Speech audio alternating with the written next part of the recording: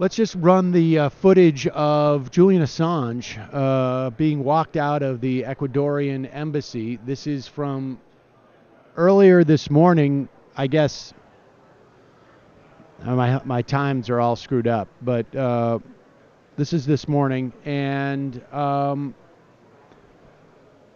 as of now, he is facing 12 months in prison for skipping bail in the UK. He is facing an extradition proceedings that are supposed to happen in about a month to the U.S. for an indictment that came out of I believe, the Virginian U.S. Attorney's Office. Not 100% sure about that, but and the indictment includes, or ostensibly is involving Julian Assange helping Chelsea Manning break into the DOD encryption that allowed Chelsea Manning to get those documents that he then, she then passed to WikiLeaks. Look, and I haven't had a chance to read the indictment carefully, but a lot of that aspect of it seems a little bit thin. The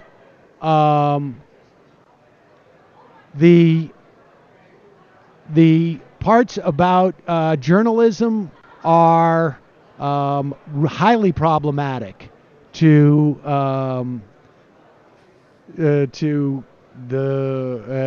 my ears, and so here is that footage.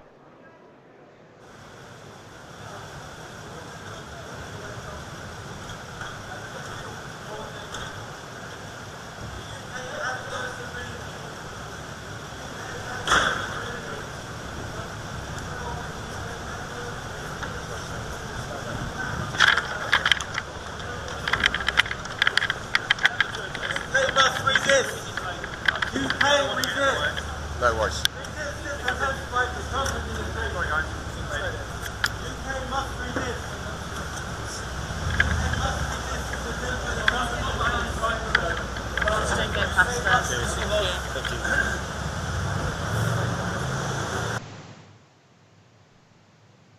So, okay, sorry about that. So there you have it. Been in the Ecuadorian embassy for what now, like 6 years? I don't have it in front of me, but maybe even longer. I think 2012 or not 2012, 2010. Yeah. It was there in 2011 when I was there. So it's been I guess 7-8 years. And Matt, will you turn down the sound on that computer? And so it remains to be seen. There's no indication at this point that Assange, and look, the U.S. government has been trying to get him for years. And it's really important, as we said in the first half of the program, that people separate their feelings for him as an individual, their feelings for him in terms of WikiLeaks' role in the 2016 election. Really, people need to focus on the specifics of this indictment because it is highly problematic for journalism. And to be clear, to say that WikiLeaks is not a journalistic enterprise is just is silly. To the extent that we want to err on that, we should have a wide margin. An exceedingly wide margin, yes. I mean, look, there are people who consider what we do on this program to be journalism. And I don't know if and I don't really spend a lot of time thinking about it, am a journalist per se. I do know that certainly at times on this program, I practice journalism. I interview people. What I do with people sitting down here is what reporters do when they write a story. They talk to experts. We aggregate the news. We report basically on reporting that has already taken place, and we do opinion journalism. But certainly, one of the functions of journalistic outlets, one of the functions of journalism is to disseminate information from whistleblowers. And so if we start going down the road where people decide, because of other issues they have with individuals or institutions, that is not journalism, we are setting ourselves up as a society for bad things. And people need to really keep that in mind as they assess where they are on this and what they allow and what they give the American government a pass for. Now, there may be other issues that once they extradite him into the United States, or maybe between now and that extradition hearing, that we hear about that may or may not have more legitimacy than the indictment that was released, I guess, today in the announcement of the extradition hearings. But to the extent that at least part of that indictment is about Julian Assange and WikiLeaks telling Chelsea Manning, get us more stuff, or hiding the fact that he was the source, protecting the source of this information.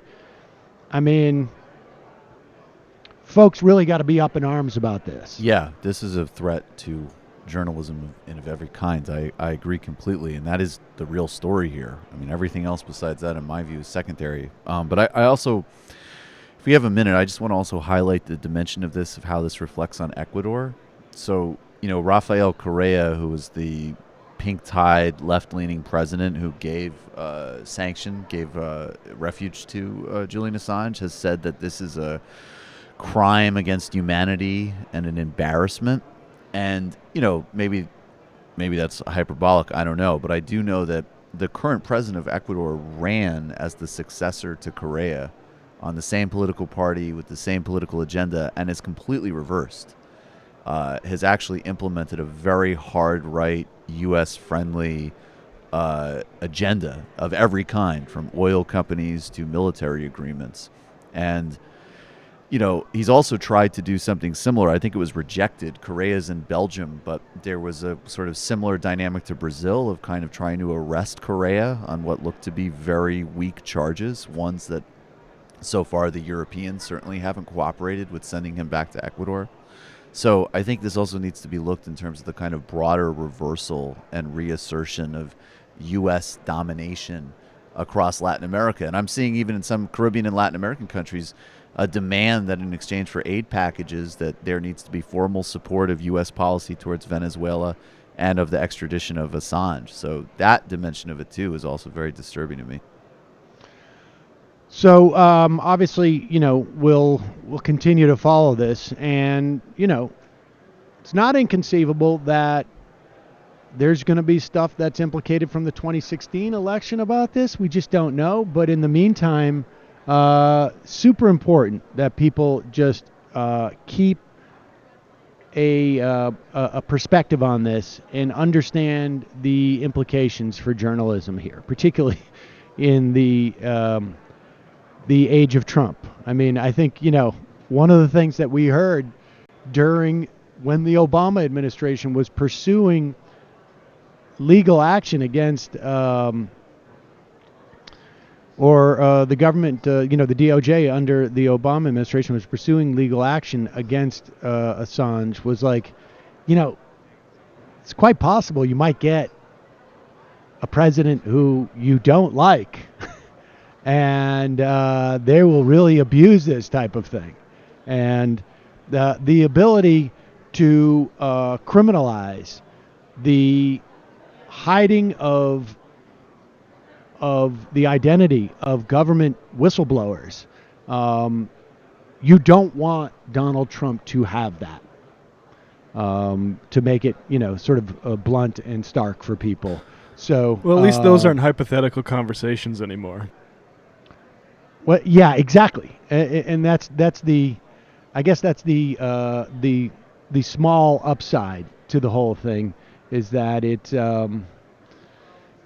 that we don't have to make it a hypothetical. That it's pretty real, and so all right. Speaking of